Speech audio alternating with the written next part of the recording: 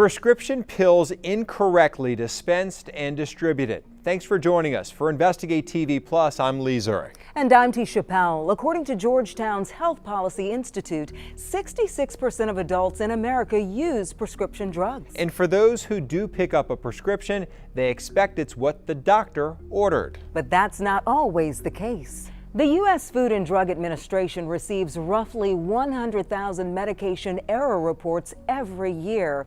And for patients in the hospital or a long-term healthcare facility, the trends get worse. The Patient Safety Network estimates a typical medication error rate of 8 to 25% for patients in the hospital or long-term care facilities. Reporter Rachel Polansky shows us how errors can potentially put people in harm's way. I'm frustrated, I'm upset, I'm in pain. A plea for help from an Atlanta woman with nowhere to turn. The pain is outrageous. It is extremely bad. After a bad ankle sprain, Gradine Hector Faison was prescribed oxycodone. Without thinking twice, she picked up the medication from her local CVS and began taking it. It didn't ease the pain up, but I was wide woke. I waited a couple hours, about 6 hours went by. I took another one, trying to ease the pain again. And it never eased up. After taking the medication without any pain relief, Hector Faison called her daughter-in-law, who stopped by and paused after seeing the orange pills. She looked it up. She said, "Ma, how many of these you took?" I said, "I done took 4. She said, "Well, don't take no more." That's why she said, "This is Adderall." While oxycodone is an opioid, often categorized as a downer, Adderall is an amphetamine, often categorized as an upper, and both are Schedule II drugs. Hector Faison immediately called CVS, but she says she got the runaround from her local pharmacy and from the corporate office. I just want what belongs to me. I want to ease my pain up.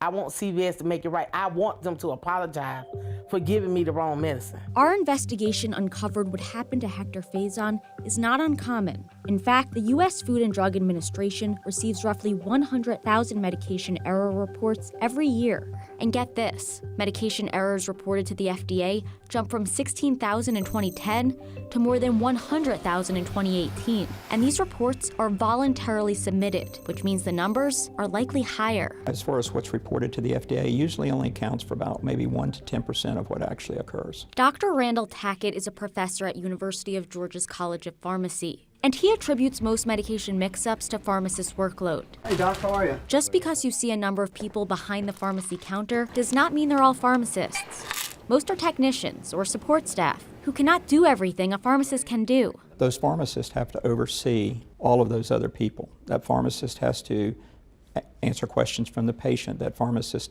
may have to be on the phone with the doctor. And that's puts a lot of burden on the pharmacist. In an effort to minimize mix-ups, some states have limited the number of prescriptions a pharmacist can fill to 150 per shift. While Georgia does not currently have limits, Tackett doesn't know if that's the magic answer.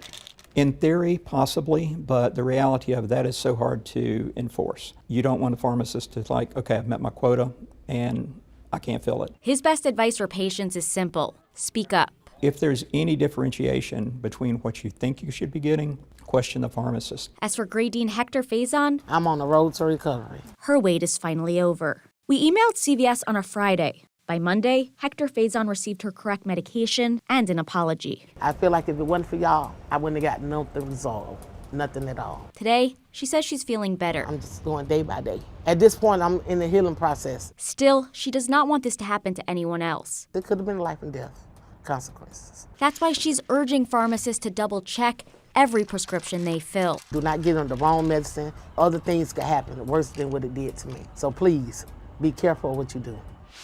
A CVS spokesperson says the company is determining how its medication mix-up happened, saying, quote, "Prescription errors are a very rare occurrence, but if one does happen, we do everything we can to learn from it in order to continuously improve quality and patient safety." Here's how you can make sure this doesn't happen to you. Check your medication before you leave the pharmacy.